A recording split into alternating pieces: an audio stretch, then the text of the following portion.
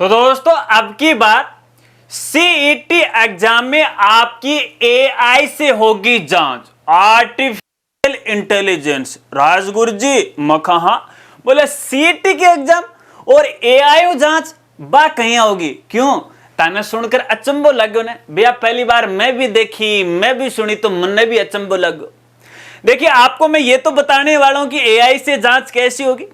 इसके साथ साथ इस एग्जाम को लेके कई साथियों के दिमाग में गिचड़ पिचड़ चल रही है कि भैया एग्जाम में माना कहीं जानो है, के पैर की जानो है, साथ में के लेके जानो है, एग्जाम कहीं होगी, सेंटर में कहीं घुसा, अब की बार सेंटर में के बदलाव करो गए क्योंकि बोर्ड का दौरा इस बार कई व्यवस्था लागू की गई है। कोई ओटीआर है, ओटीआर की केवाईसी है, तो ये सारी चीजें लेके सारा घबराया हुआ है।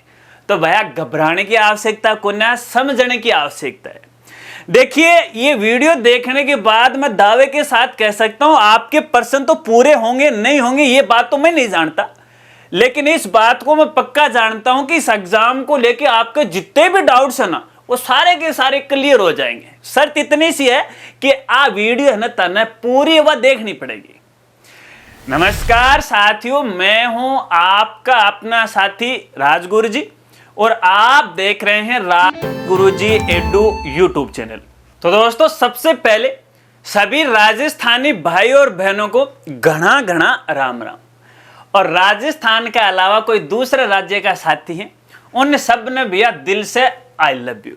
के अलावा एक बात और मैं कहनी चाहूंगा, देखिए जो साथी आपने चैनल पर पहली बार आए हैं, मेरे बारे में ज्यादा नहीं जाने तो तने बताना चाहूंगा, आपनो मेन चैनल है, थोड़ा सा बड़ो चैनल है, उनको नाम है राजगुरु जी, तो वो चैनल भी देख ली और मेरे बारे में और ज्यादा बाबी जानकारी दे देख ली। अब साथियों तने यो बेरो है कि सीईटी ग्रेजुएट लेवल की जो एग्जाम है वो 27 और 28 सितंबर को होने वाली 4 चरणों में, प्रत्येक दिन 2 चरण होंगे, यानी पहली और दूसरी पारी में होंगे। और जिसके एडमिट कार्ड है विभाग के द्वारा जारी कर दी और शायद आपने अपने प्रवेश पत्र या एडमिट कार्ड वो डाउनलोड भी कर लिए होंगे। अगर नहीं किया, नहीं पता है कैसे डाउनलोड किया जाता, तो आपने भी एक वीडियो उनका एक नहीं, 2 नहीं, 3 तरीका तन बताए गए हैं। वीडियो के लिंक आपको वीडियो के डिस्क्रिप्शन में वो मिल जाएगा। जब ते यो एडमिट कार्ड डाउनलोड करोगा तो उनका स्वागत है ना, देखो को एक दिशा निर्देश को पेज में मिलोगे, बहुत सारा दिशा निर्देश है। कोई कौन पढ़े, यो पढ़ोगे सिर्फ राजगुरु जी, क्योंकि राजगुरु जी की तभी तो ते देखना आया हो ना। राजगुरु जी तने पूरा पढ़ के सुनाओ, अया कौन सुनाओगे, देसी भाषा में तने पढ़ के है, पूरी बात है वो बताओगे, मोटी मोटी बात है वो बताऊंगा। चलो भैया पॉइंट वाइज ध्यान रखना, मेरे पॉइंट में कोई गलती हो जाए तो इग्नोर कर दियो। सब पहले बात सबसे इंपॉर्टेंट जानकारी देखियो, जय एडमिट कार्ड ते डाउनलोड करोगा तो मुका वहां तारो एग्जाम सेंटर को नाम आओगे, तो पहले घर बैठे ही तारा एग्जाम सेंटर की लोकेशन को अच्छी तरह पतो लगानी हो, क्योंकि तारा होम डिस्ट्रिक्ट में एग्जाम सेंटर नहीं है, दूसरे डिस्ट्रिक्ट के अंदर है यो सेंटर है। तो भैया देखिए अगर आपके वो नजदीक है या फिर आपके दूर है तो उस हिसाब से आपको पूर्व तैयारी कर लेनी है। अगर ज्यादा दूर है तो एक दिन पहले चले जाना। अगर आपके यहाँ पे साधनों की सुविधा है तो भैया सेम डे भी जा सकते हैं आप। अगर आप लगता है कि 2-3 घंटे में अपन पहुंच जाएंगे तो सेम डे भी जा सकते हैं, लेकिन आपको अपनी सुविधा के अनुसार जाना है, अन्यथा आपको यहाँ पे समस्या वो आ सकती है। इसके अलावा यहाँ पे देखिए पहले इंपॉर्टेंट जानकारी मैं आपको बताऊंगा, बाकी पॉइंट आप गिन लेना, ठीक है ना। देखिए ओएमआर सीट पे ऑफलाइन पे एग्जाम होगी और इसमें आपको यहाँ पे 5 विकल्प है वो मिलने वाले ओएमआर सीट में। पहले ABCD तक था, आजकल E तक हो गया। तो यहाँ पे देखिए जो क्वेश्चन का आंसर आपको आता है उसमें तो आप आंसर करने वाले गोला है वो काड़ो काड़ो काड़ो काड़ो ताने करनो ही, लेकिन जे क्वेश्चन को ताना उत्तर नहीं आवे है और तैयार सोचे यार मैं यो कुन्नी करूं, तो भैया कुन्नी करण को मतलब यो है कि उनका मां जो 5 ऑप्शन है ना ई वालो जो गोड़ो वो तना काड़ो करनो पड़ेगो। पहले तो क्या करता था, खाली छोड़ा था, कोई मतलब नहीं थो, दूसरा भर देता, गोड़ा काड़ा कर देता, पास हो जाता। लेकिन अब अया कौन चल रहा है, ई वालो ऑप्शन है तना करनो पड़ेगा और अया ते नहीं करोगा ना तो भैया 1/3 प्रत्येक प्रश्न को यहाँ पे आपको अंक काटे जाओगे, माइनस मार्किंग होगी। सारे क्वेश्चन मुझे माइनस मार्किंग को नहीं कदे कंफ्यूज मत हो, लेकिन ते अगर कोई क्वेश्चन को आंसर नहीं दे रहा हो, गोड़ो काड़ो भी ई वाड़ो नहीं कर रहा हो, जब भया तो 1/3 काटा जाओगे। और उनके अलावा यदि ते 10% अधिक क्वेश्चन नहीं करोगा और उनका मां ई गोड़ो काड़ो नहीं करोगा न अयोग्य घोषित कर दिया जाएगा। तो अट्ठा मेरी पहली बात यह है कि भैया जो प्रश्न को तने उत्तर नहीं आओ तो उनका वहां पे भी ई है वो गोड़ो काड़ो कर दियो, और ए के लिए तने टाइम से अधिक यानी 10 मिनट फालतू का समय दिया जाएगा। ठीक है, एक बात।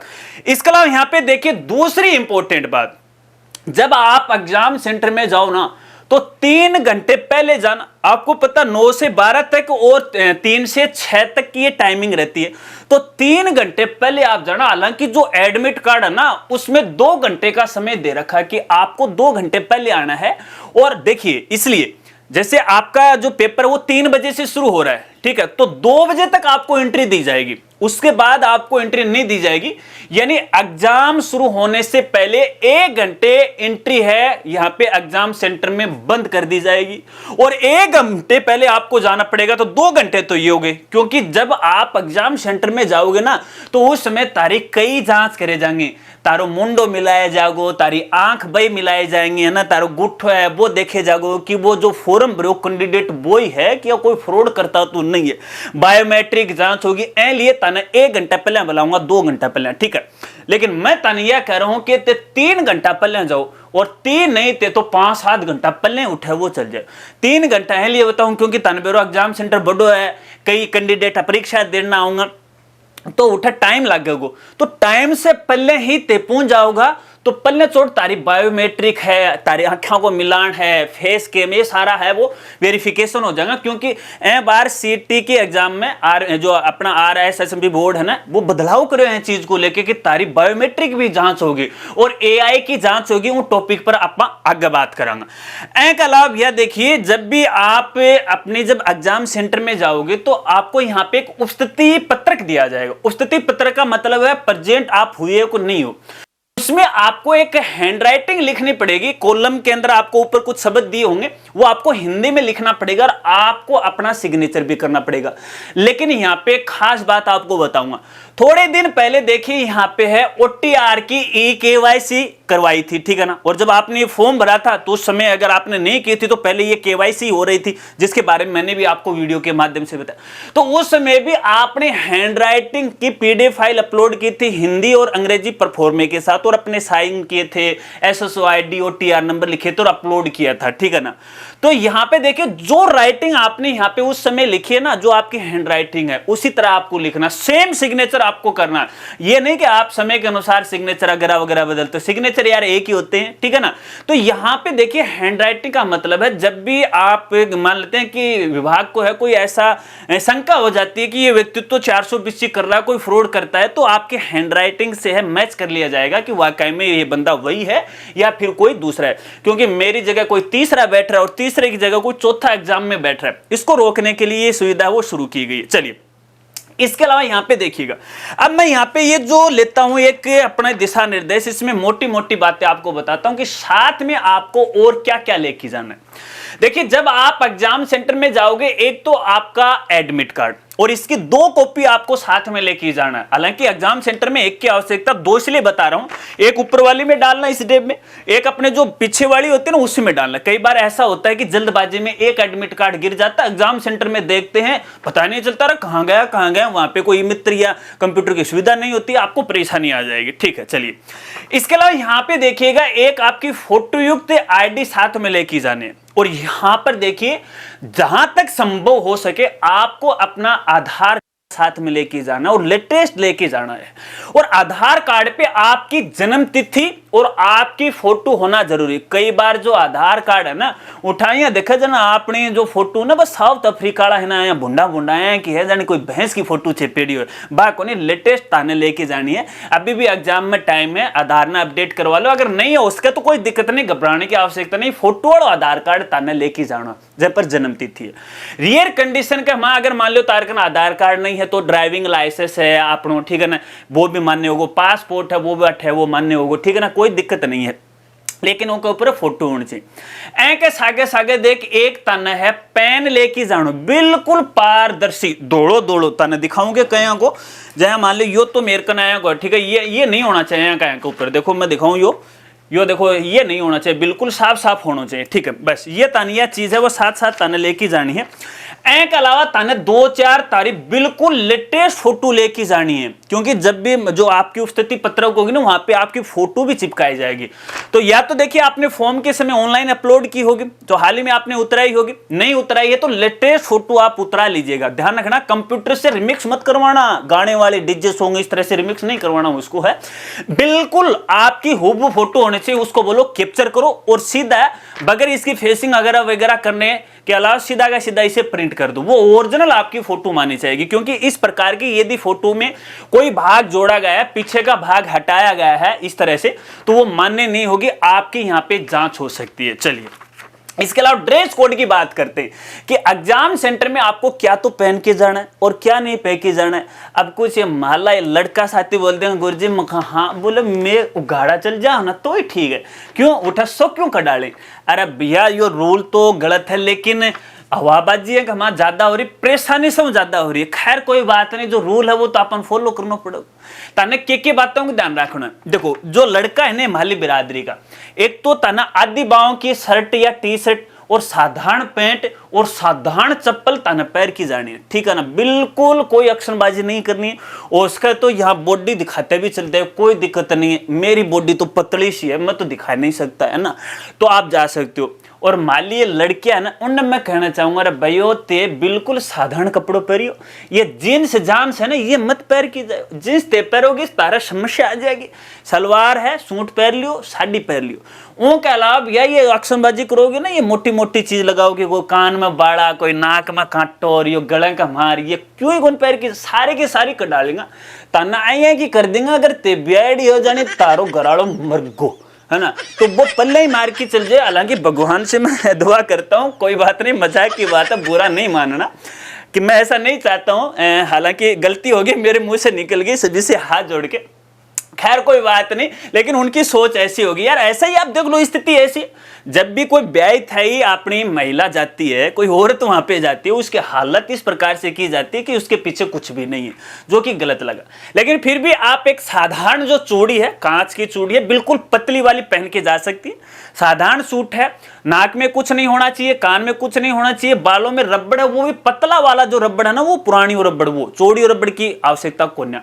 के अलावा बस बाकी ताना क्यों गुन पैर की जानो, ठीक है ना, मतलब सीधा सीधा कपड़ा पैर की जाना ही, ठीक है। ड्रेस कोड के बारे में और ज्यादा पढ़ना तो देखिए एडमिट कार्ड में तो देखूं रखी, तो अपनी जो साइट है www.rajguruji.com है, ये वीडियो बनाने के बाद ड्रेस कोड है वो पूरा दिशा निर्देश और मैं अपलोड कर दूंगा, तो उठूं ते डाउनलोड कर लियो। जॉब न्यूज का एक मेनू है ना, या होम पेज पर भी ताना लिंक है वो मिल जाएगा, ठीक है। चलिए अब यहां पे देखिए सबसे इंपॉर्टेंट जानकारी, एक और इंपॉर्टेंट जो अपन बात कर रहे थे ना कि इस बार एआई से आपको जांच होगी।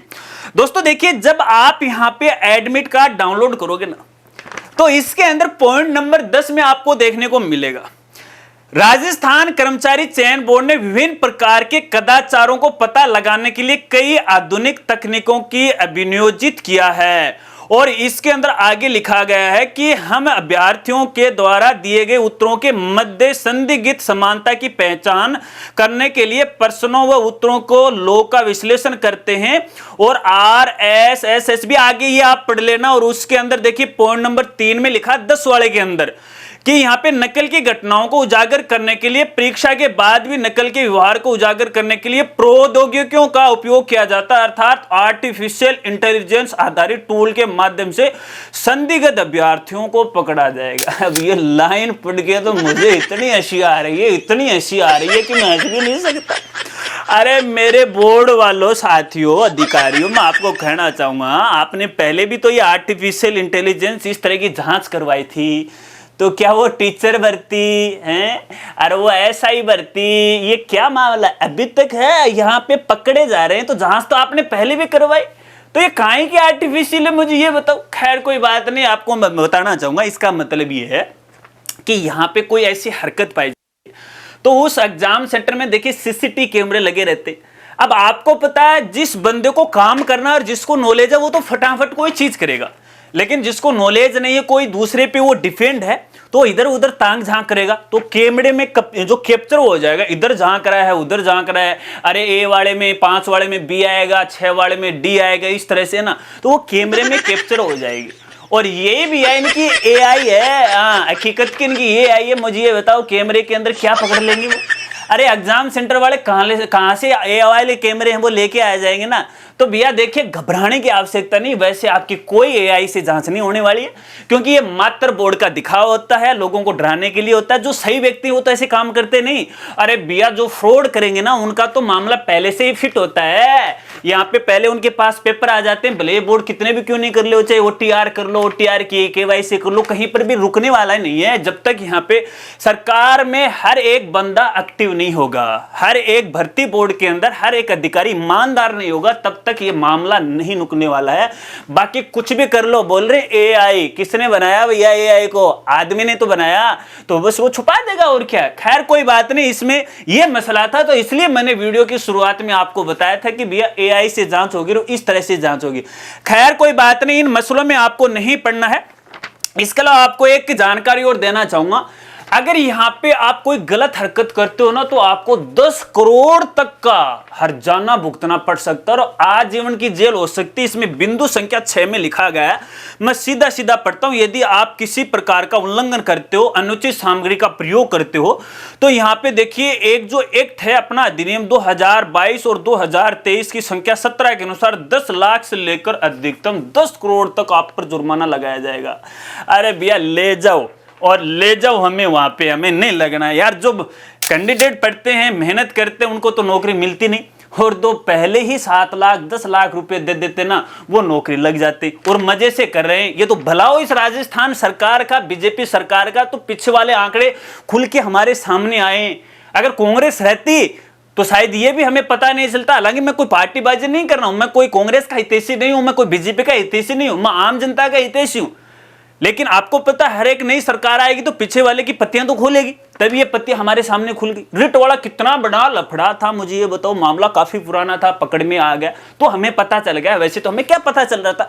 खैर कोई बात नहीं, आप सभी को कहना चाहूंगा घबराने की आपको कतई आवश्यकता नहीं है। मैंने जो आपको बातें बताई उनको खास तौर पे आपको ध्यान रखना है।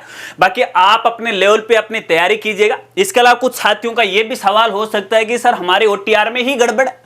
भी हमारा ओटीआर में करेक्शन तो हो गया, लेकिन सीटी का फॉर्म हमने पहले ही भर दिया, तो क्या करें? घबराने की आवश्यकता नहीं है। अगर देखिए आपके एडमिट कार्ड में आपका बायोडाटा गलत है, तो यहां पे ना तो एग्जाम सेंटर में आपका बायोडाटा यहां पे चेक किया जाएगा, हालांकि वैसे तो चेक किया जाएगा, लेकिन चेंज करने की कोई प्रक्रिया यहां पे नहीं रहेगी, वो तो ऑनलाइन ही प्रोसेस होगी, जिसके लिए बाद में बोर्ड के द्वारा आपको मौका दिया जाएगा सीटी एग्जाम के लिए। अब यहां पे देखिएगा, जब मान लेते हैं कि आपके बायोडाटा में ही गलती है, आपके ओटीआर में ही गलती है, किसी का सरनेम लगा हुआ, किसी का हटा हुआ, किसी का सिंह है, किसी का कुमार लगा हुआ, इस प्रकार से समस्या है, तो भैया आपका जो पहचान आईडी कार्ड आपसे मंगवाया जा रहा है, आपका वहां पे बायोमेट्रिक वेरिफिकेशन किया जा रहा है, आपका वहां पे फेस वेरिफिकेशन किया जा रहा है, वो किस लिए किया जा रहा है? वो वही तो इसलिए तो कर रहे हैं कि वाकई में यही बंदा है क्या। क्योंकि जब आपने सीटी का फॉर्म भरा था तो उसमें आपने आधार नंबर तो जरूर डाले होंगे, उस फॉर्म में यहां पे आपके आधार नंबर का मैच होगा और उधर से आपके अंगूठे का, आंखों का है वो मैच होगा, यानी कैंडिडेट सेम है, तो आपको घबराने की आवश्यकता नहीं। फिर भी यहां पे मान लेते हैं कि किसी प्रकार की आपकी समस्या आ जाए, तो भैया यहां पे देखिए जो एग्जाम सेंटर का प्रभारी है, जिसे बोर्ड के द्वारा नियुक्त किया गया, वैसे कॉलेज स्कूल वाले से बात नहीं है, जिनको यहां पे बोर्ड के द्वारा नियुक्त किया गया, पूछ लीजिएगा कि हमें प्रभारी से बात करनी है, हमारे सामने ये समस्या है। अगर वो आपको अनुमति देता है तो देखिए आपको कोई नहीं रोक सकता। अगर वहां पे अनुमति नहीं देते हैं तो फिर तो जय नंद लाला और जय गोपाला और अपने भजन लाल के भजन लाला लाला करो और भजन करते जाओ और अपने घर वापस आ जाओ, कोई समाधान नहीं है इसमें। राजगुरु जी आपकी कोई मदद नहीं कर सकता। बांटेगा ना तो बांटने दीजिएगा, लड़ाई झगड़ा करना नहीं। लड़ाई झगड़ा करोगे तो यहाँ पे आपको पता है पुलिस वुलिस की व्यवस्था रहेगी, खामखा आप पे परेशानी आ जाएगी, चुपचाप घर आ जाना। सीटी के द्वारा अलावा भी हो सारी एग्जाम, आगे 12th वाली लेवल की एग्जाम है सीटी की, वो भी तो आ रही है, नो टेंशन, घबराने की आवश्यकता नहीं।